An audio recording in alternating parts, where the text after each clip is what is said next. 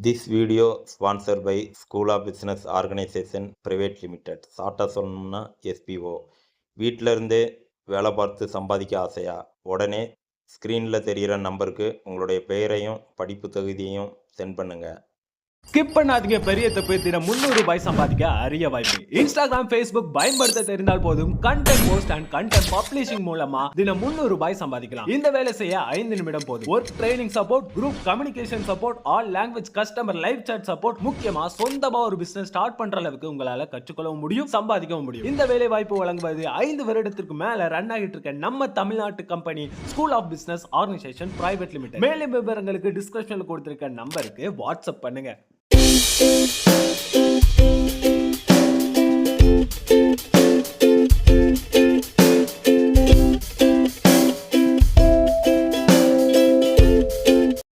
Hi friends, welcome to GSVVM Indians. இன்னைக்கு நம்ம சேனலில் வாழைத்தண்டு பொரியல் எப்படி செய்யலான்னு பார்க்கலாம். உடலுக்கு ரொம்ப ஆரோக்கியமானது. வாரத்துக்கு ஒரு தடவையோ இல்லை மாதத்துக்கு ஒரு தடவையோ உங்களுக்கு வாழைத்தண்டு கிடைக்கிறப்பெல்லாம் செஞ்சு சாப்பிடுங்க. மலச்சிக்கல் நீங்கும். குடலுடைய நம்ம குடலில் இருக்க நம்ம கழிவுகளெல்லாம் அது கண்டிப்பாக வெளியேற்றும். குடல் சுத்தமாக்கும். இதே மாதிரி எப்பவும் செஞ்சு சாப்பிடுங்க. கண்டிப்பாக சிறுநீரக கல் பிரச்சனை வராது. எப்படி செய்யலாம் பார்க்கலாமா?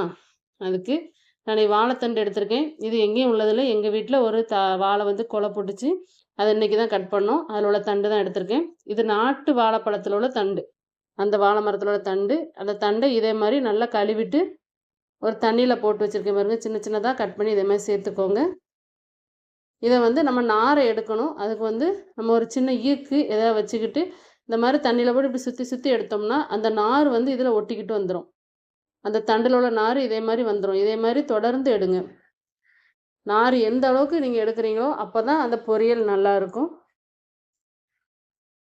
இதே மாதிரி நீங்கள் சுற்றி சுற்றி எடுத்துருங்க. அதை நாரை கம்ப்ளீட்டாக நம்ம ரிமூவ் பண்ணால் மட்டும்தான் நம்மளால் பொரியல் சாப்பிட முடியும். இல்லைன்னா நம்ம சாப்பிடும்போது நம்ம வாயில் அந்த நார் சேர்ந்துக்கிட்டே இருக்கும்.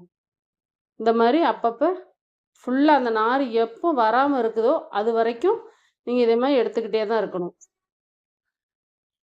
அப்போ தான் உங்களுக்கு அந்த தண்டில் நார் இருக்காது. நார் எடுக்கிறதுக்கு இதுதான் சுலபமான வழி. நம்ம கட் பண்ணும்போது எடுத்தோம்னா அது உறிஞ்சி உறிஞ்சி வந்துக்கிட்டே தான் இருக்கும். இப்படி எடுத்தோம்னா ஓரளவு நாரெல்லாம் எடுத்துடலாம். இப்போ நாரெலாம் கட் பண்ணதுக்கப்புறம் பொரியல் செய்ய ஆரம்பிச்சிடலாம். ஒரு கடாயில் எண்ணெய் சேர்த்து 1 டீஸ்பூன் கடுகு சேர்த்துருக்கேன். கடுகு நல்லா பொரிஞ்சிக்கிட்டு இருக்கு. கூடவே ஒரு பச்சை மிளகாய் கட் பண்ணி சேர்த்துருக்கேன். இப்போ இதில் 3 டீஸ்பூன் கடலைப்பருப்பு சேர்க்கலாம். கடலைப்பருப்பு கொஞ்சம் அதிகமாக இருந்தால் தான் சாப்பிட்றதுக்கு நல்லாயிருக்கும். அதனால தான் கடலைப்பருப்பு சேர்த்துருக்கேன். இதை அப்படியே லைட்டாக வதக்கி விட்டுக்கோங்க. கடலைப்பருப்பு லைட்டாக பொன்னிறமாகவும் ஒரு கொத்து கருவேப்பிலை சேர்த்துக்கோங்க. சேர்த்து அதையும் நல்லா வதக்கி விட்டுக்கலாம். இப்போ இதில் பெரிய வெங்காயம் கட் பண்ணி சேர்த்துருக்கேன். ஒரு 2 பெரிய வெங்காயம் பொடிசாக கட் பண்ணி சேர்த்துக்கோங்க.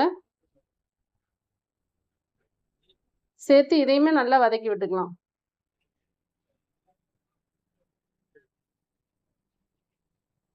இப்போ நான் ஒரு மிக்சி ஜாரில் தேங்காயும் சீரகமும் சேர்த்து அரைச்சி எடுத்துருக்கேன். ஒரு துண்டு தேங்காய், 1/2 டீஸ்பூன் சீரகம் சேர்த்து இதே மாதிரி அரைச்சிக்கோங்க.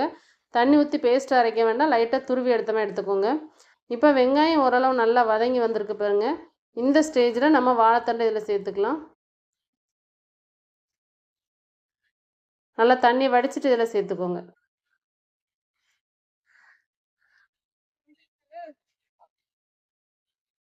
சேர்த்து இதையும் நல்லா கலந்து விட்டுக்கலாம். நம்ம அந்த எண்ணெயிலே இதை நல்லா எதையுமே வதக்கி விட்டுக்கிடுவோம்.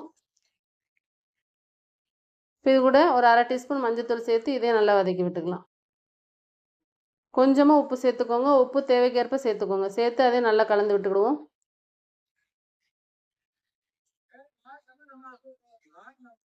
இப்போ இதை நல்லா கலந்து விட்டதுக்கப்புறம் நம்ம இதில் தண்ணி சேர்த்துக்க போகிறோம்.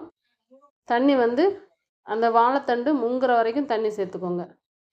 இந்த மாதிரி நல்லா முங்குற அளவுக்கு சேர்த்துக்கிட்டு நம்ம இதை மூடி போட்டு இதை வேக வச்சுக்கலாம். உங்களுக்கு இப்படி பாத்திரத்தில் வேக வைக்க விருப்பம் இல்லைன்னா குக்கரில் வேக வச்சு எடுத்துட்டு அதுக்கப்புறம் இதேமாதிரி பொரியல் பண்ணி சாப்பிட்டுக்கலாம். இப்போ பாருங்கள், நல்ல வாழைத்தண்டில் தண்ணி எல்லாம் வற்றி நல்லா வெந்து வந்துருச்சு. வாழைத்தண்டு சூப்பராக ரெடி ஆயிடுச்சு. இப்போ இதில் நம்ம அரைச்சி வச்சிருந்தோம்ல தேங்காய், அதை சேர்த்துக்கலாம். சேர்த்து இதையும் நல்லா கலந்து விட்டுக்கோங்க. கண்டிப்பாக இது உங்களுக்கு கிடச்சிதுன்னா செஞ்சு சாப்பிடுங்க. நம்ம சிறுநீரக பிரச்சனை முற்றிலும் தீர்ந்துடும். மலச்சிக்கல் வராது. குடலை வந்து ரொம்ப சுத்தப்படுத்தும். மலச்சிக்கல் பிரச்சனை இருக்கிறவங்க இதை கண்டிப்பாக சாப்பிடுங்க. மலச்சிக்கல் பிரச்சனை வராது. அவ்வளோதான், பொரியல் தயாராகிடுச்சு. உங்களுக்கு இந்த வீடியோ பிடிச்சிருக்கோன்னு நம்புகிறேன். பிடிச்சிருந்தா GSV VM இண்டியன்ஸ்க்கு சப்ஸ்கிரைப் பண்ணிக்கோங்க. கூடவே ஒரு லைக் பண்ணிக்கோங்க. Thank you friends.